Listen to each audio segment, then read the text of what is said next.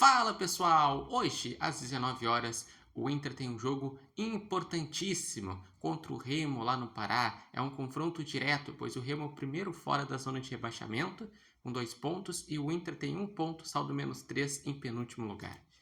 E o Inter fez toda uma preparação entendendo a importância desse jogo.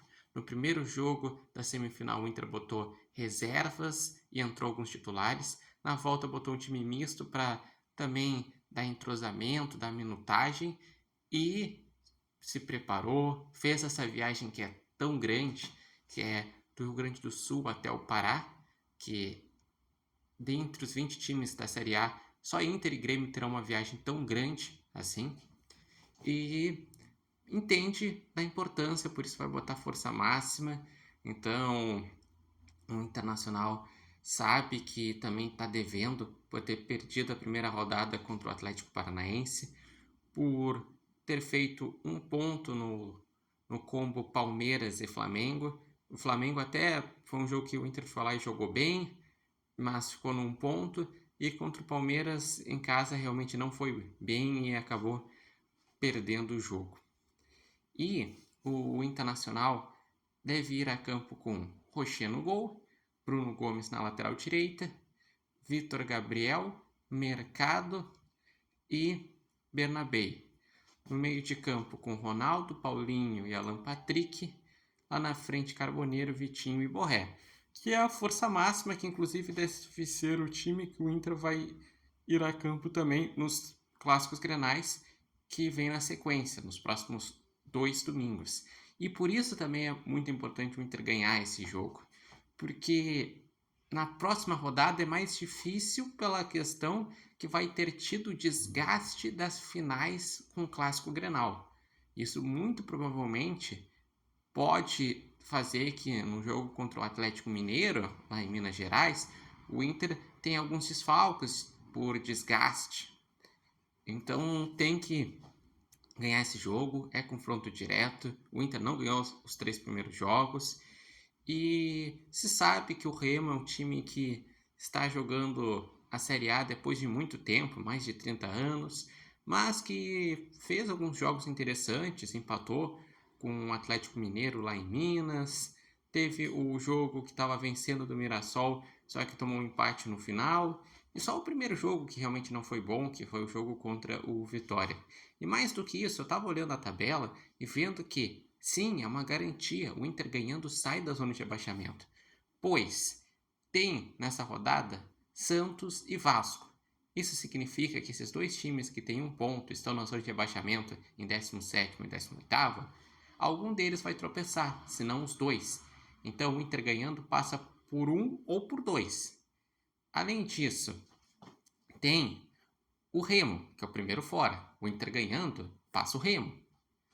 Tem o Vitória, que não joga agora, porque o jogo foi adiado, pois iria enfrentar o Botafogo no Rio de Janeiro.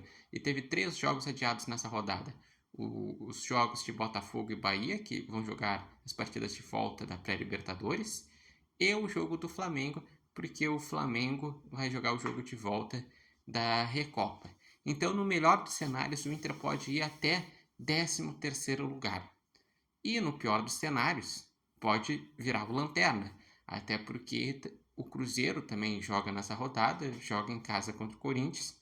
E, enfim, o Inter tem que se antenar, tem que ganhar, tem que fazer uma grande partida e ser eficiente. Que eu digo que o principal problema do Inter no Campeonato Brasileiro é a eficiência. O Inter sabe das suas limitações, o Inter está jogando com corda esticada todos os jogos dessa temporada, sabendo fazer a dosagem no gauchão, muitas vezes botando reservas, misto, gurizada, para dar chance para o pessoal e para ter uma carga física bem controlada, mas agora é uma sequência que vai botar titulares os próximos 3, 4 jogos.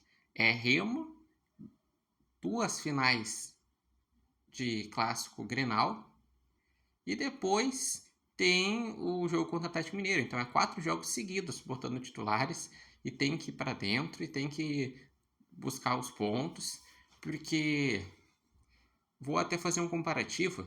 Na temporada passada, Nas primeiras 5 rodadas, o Inter tinha 6 pontos.